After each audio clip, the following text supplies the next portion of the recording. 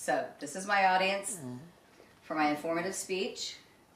As we're panning through, and also yourself. Hello. Hi, thank you for all coming this evening. My name is Paige Marco, and you wonder why I have these two gentlemen standing beside me, or sitting beside me actually. And one of my topic today that I'm talking about is called PTSD, otherwise known as post-traumatic stress disorder. And we think of post-traumatic stress disorder as an injury that we can see whenever we think of a brain injury. So we would think that we would be able to see someone with a bandage on their head, a scar up underneath here, when in all actuality, we can pull this off, and all we're going to see is a perfectly good head. And which one of these has PTSD? Do we know by looking at the two individuals? No, not at all. We would have no earthly idea if either one of these individuals had the wound that's inside the head, because it can't be seen. Thank you, guys. You can go sit, have a seat. And again, we talk about what exactly is PTSD and where does it come from. PTSD has actually been around for quite some time. It comes back from World War I.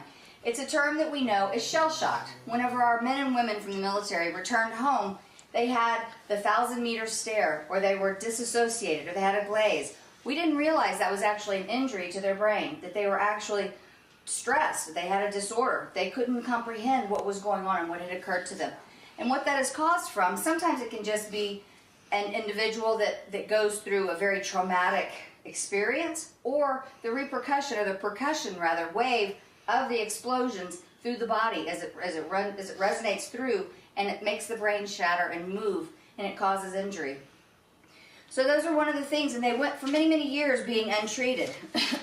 What are some of the other causes that it can cause? It causes disassociation. It causes problems within the family. So it's a really big problem, but it's not an injury that can be seen. Having a son and a son-in-law that I have watched, that were former Marines, seeing the courage and the strength to work through and cope through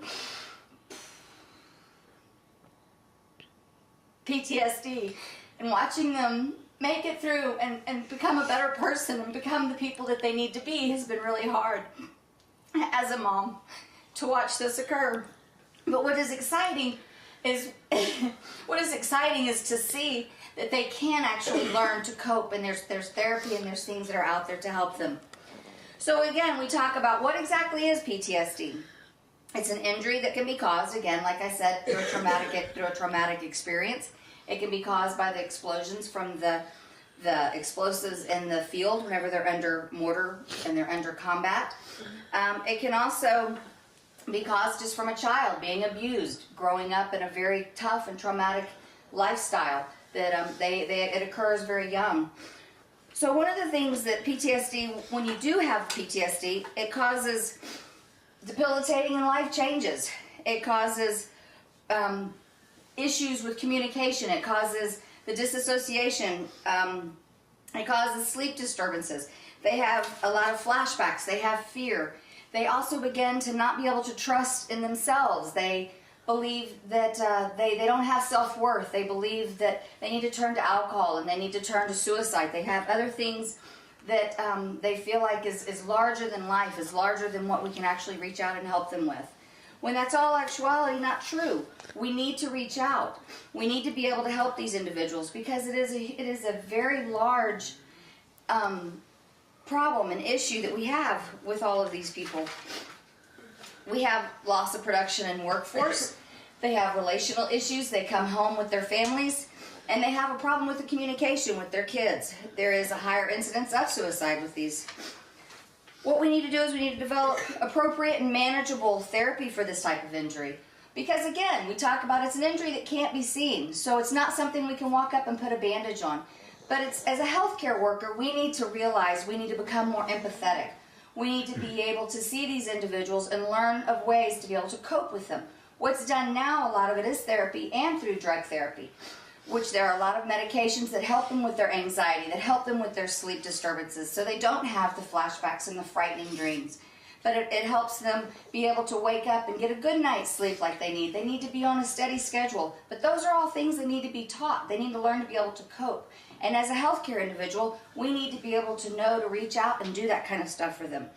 We need to be able to be empathetic. We need to take courses and classes to understand these outbursts of these individuals. As we're in our workforce, we see an individual and it seems very irrational whenever they have an outburst. Maybe you walked right behind them and you made a loud noise. You have no earthly idea what you did, but it was a trigger for them, and we need to realize that. And that's where, as an individual, we need to be able to be empathetic and realize and help out with all of that. There are several different types of therapy.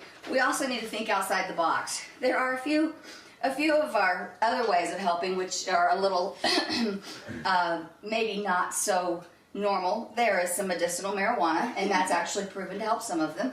There's some other type of shock therapy that they do that they help them in the sense of resetting the brain in one way. There's also an EMDR, which helps the individuals. They do these eye motion, and it helps them to desensitize, and it takes them back through some of the occurrences that they went through, and it helps them to be able to finish out and link them all together to find a better solution to react to those occurrences that they did have in the very traumatic area. So as you see, this is an area that really has a lot of improvements that need to be taken upon it. It's not known a lot about it. It's just basically just now really starting to help all of our individuals. They're really just now doing a lot of the research out there, and that's one of the things we need to do in the healthcare, is we do need to stop and realize that not every wound can be seen. Again, we need to think again that PTSD is one that is a form of injury that goes and occurs to many different people that are in the military and not in the military. And so we need to be sensitive, be empathetic, and reach out and realize that it affects the innermost of our society. It affects the family unit. And so we really need to reach out and try to love and understand these individuals. Thank you again, and that is my conclusion on PTSD.